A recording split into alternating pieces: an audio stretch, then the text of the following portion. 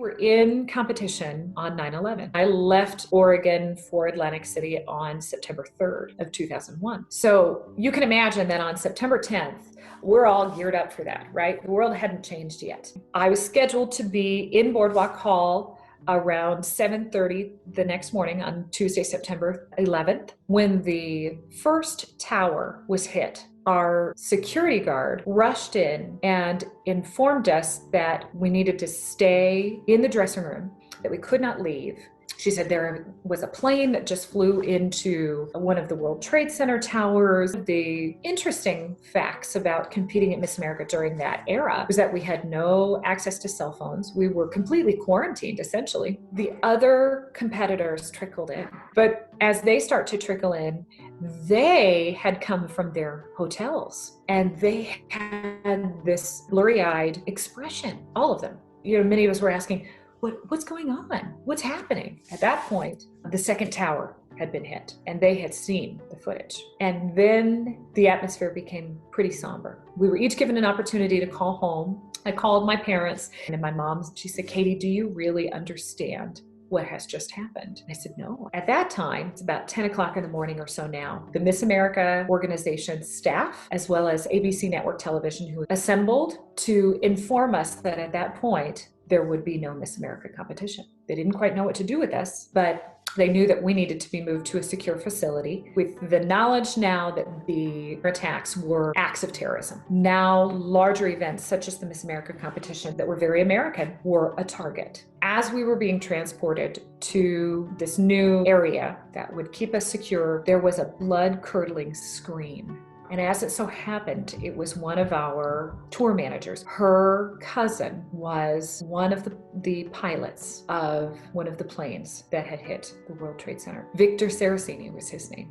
And so this scream would, for me, serve as a reminder throughout that year of the importance of what had changed, right?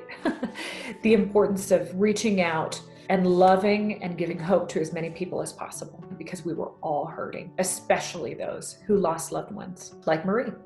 And it was a sobering reminder that life would never look the same, and it hasn't. For those in my age group, life is kind of organized that way, pre-9/11, post-9/11. So on 9/11, after we were brought to this facility and we were watching the footage, we were literally just huddled together, hugging, crying. The next day, the Miss America organization brought us back together and asked us one of the most pivotal questions that I will ever be asked in my life. If you can imagine a $40+ million production, you would not go to your talent and say to them, "Hey, do you want to go to work today?" We will never be asked that.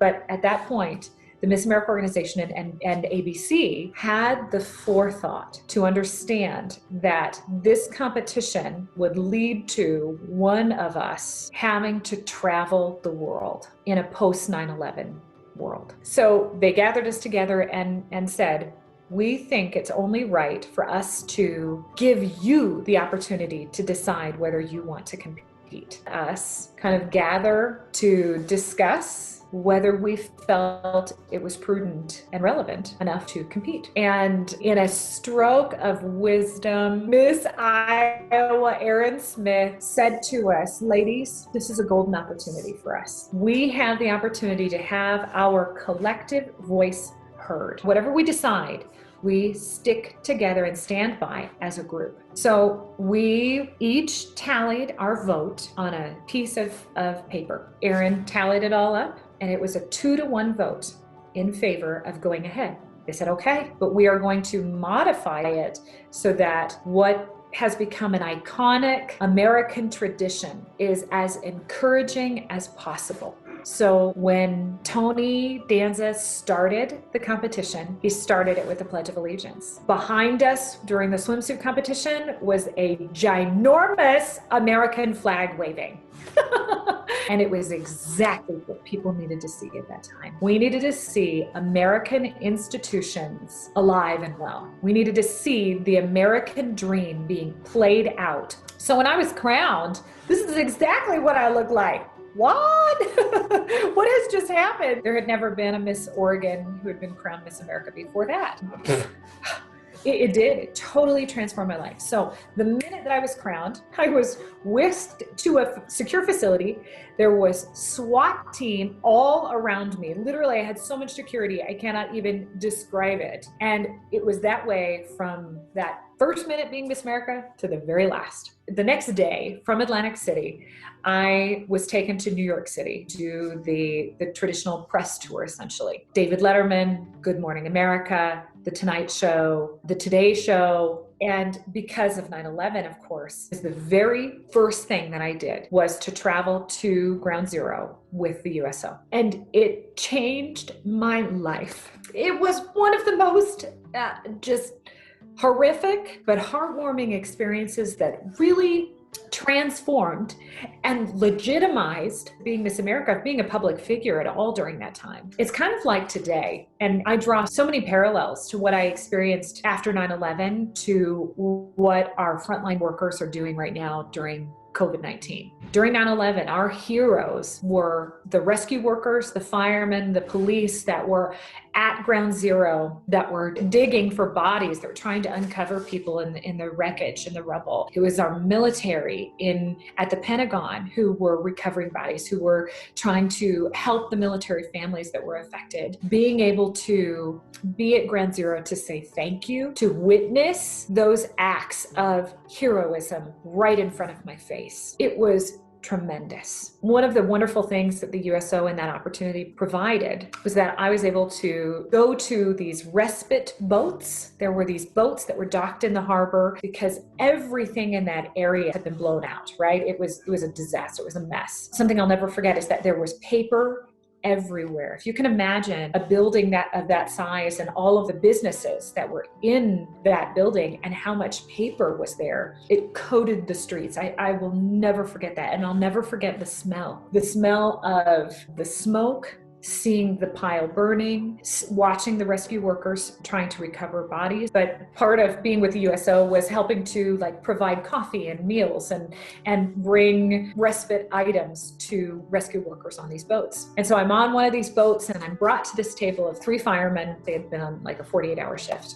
They were covered in ash, in dirt, and I sat down with them. And they have thick New York accents. And I did not expect this because you think it's so somber, right? And the atmosphere was kind of like that. But when I sat down at this table, these guys were anything but somber. They were like, "Oh, Miss America, Miss America. Oh, guys, it's Miss America." I mean, they just went crazy. It was hilarious. And one of the gentlemen looked at me and he said, "My wife made me sit down and watch the pageant. This is the first time in years I've watched the pageant." And I laughed. He said, "I was in my recliner, I was watching the pageant." And he went on to explain basically that his wife said, "Honey, you need to see something other than what you go to work and do every day. Let's watch this. This is American." And what we oftentimes kind of think of as totally irrelevant, for them at that moment, it was a healing tool. And he said, watching the pageant, that was the best thing I could have done that day. He said, "I needed to see this. I needed to see something that we take such pride in as Americans that gave me so much hope." And I couldn't do that in front of him, but ever since, I just bawl like a baby when I think about that. And I did. I signed helmets. I signed vests. One guy handed me $100 bill and I had to sign that. I was like, holy cow, that would not be the last time. I have signed everything, including skin. But that encounter with them, going to Ground Zero and seeing the Pentagon and meeting with the families and military. And at that time, of course, our troops were starting to be deployed to Afghanistan.